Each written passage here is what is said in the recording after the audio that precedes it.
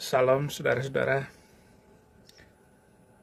saya akan mereaksi ataupun memberikan tambahan terhadap pendapat dari Kumaila. Luar biasa ini, setelah meninggalnya Buya Syakur, ini lebih dahsyat lagi nih Kumaila, saudara-saudara. Ada potongan video yang saya dapatkan, pendapatnya seperti ini.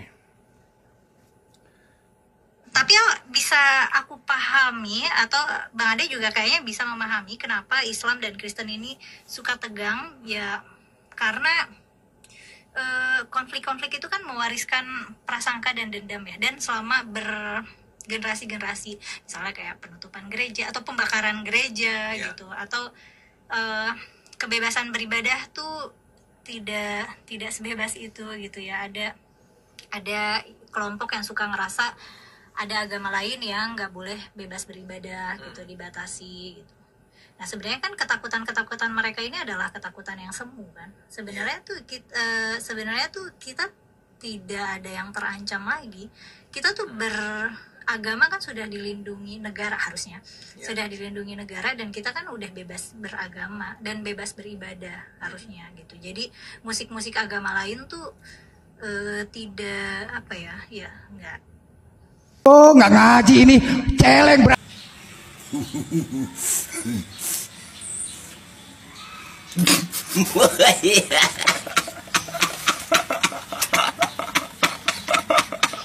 Assalamualaikum warahmatullahi wabarakatuh. Alhamdulillah, pada kesempatan kali ini kita akan merespon video dari saudari Kumaila yang juga ditanggapi oleh Pendeta Saifuddin Ibrahim. Jadi di video ini kita lihat kata-kata yang disampaikan oleh Kumaila tadi, yaitu bahwa ada pembakaran gereja. Nah, tapi pembakaran ini juga harus ditelusuri dulu apakah benar ini murni dari tangan orang muslim atau ini ada yang mengadu domba. Sedangkan kalau kita melihat dari tahun ke tahun, dari beberapa tahun yang lalu, kalau kita lihat itu banyak sekali terjadi intoleransi terhadap umat Islam. Baik dalam hal pembakaran masjid juga ada yang dibakar. Kemudian dalam hal pelarangan jilbab bagi siswi di sekolah.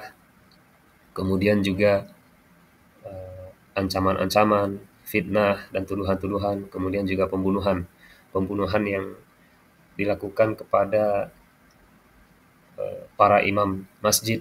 Nah, ini juga sering sekali terjadi bahwa imam masjid atau tokoh-tokoh agama yang kritik atau tokoh-tokoh agama yang kritis terhadap pemerintah ini sering sekali hilang, bahkan sering kali diancam, bahkan sampai meninggal. Sungguh aneh sekali, tidak masuk di akal apa yang disampaikan oleh orang yang perempuan yang mengaku Islam ini. Ajaran Islam justru datang saling bersinggungan dengan Kristen karena duluan Kristen daripada Islam. Islam itu muncul tahun 610 miladi, yaitu 6 abad setelah Yesus Kristus, setelah Alkitab tertulis.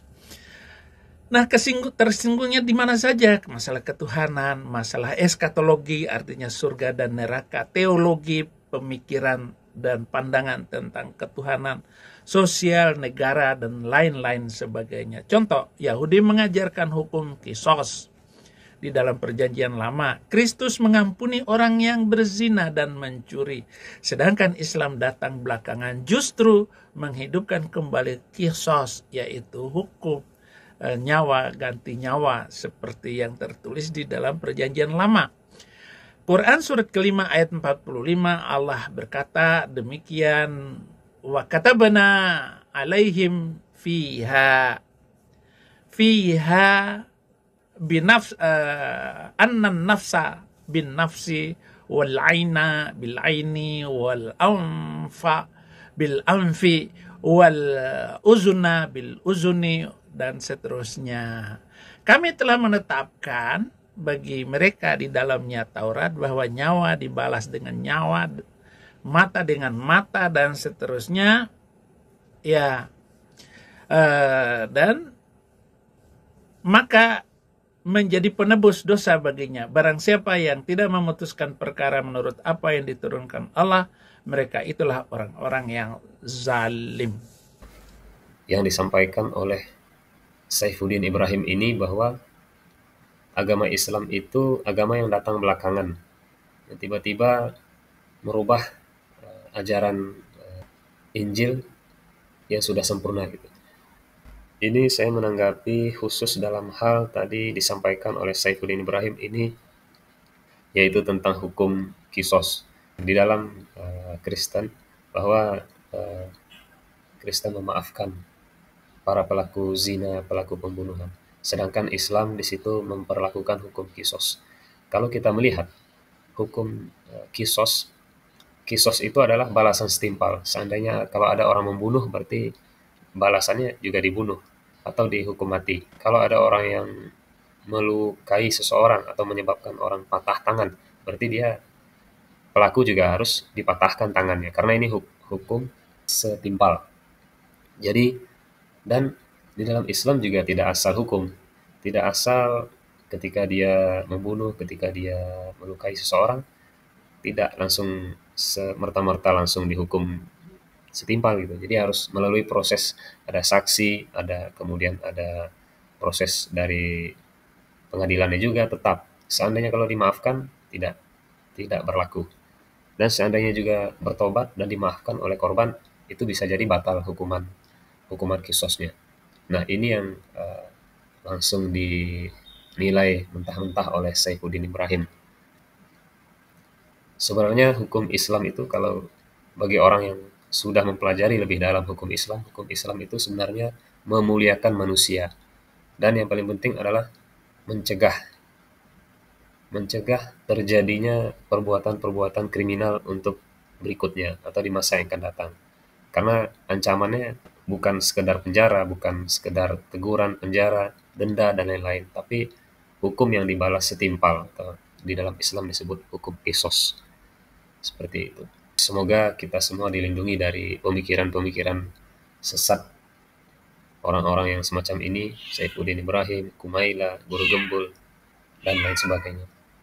Mudah-mudahan kita selaku umat Islam dilindungi oleh Allah Subhanahu wa taala. Amin amin ya rabbal. Semoga bermanfaat. Assalamualaikum warahmatullahi wabarakatuh.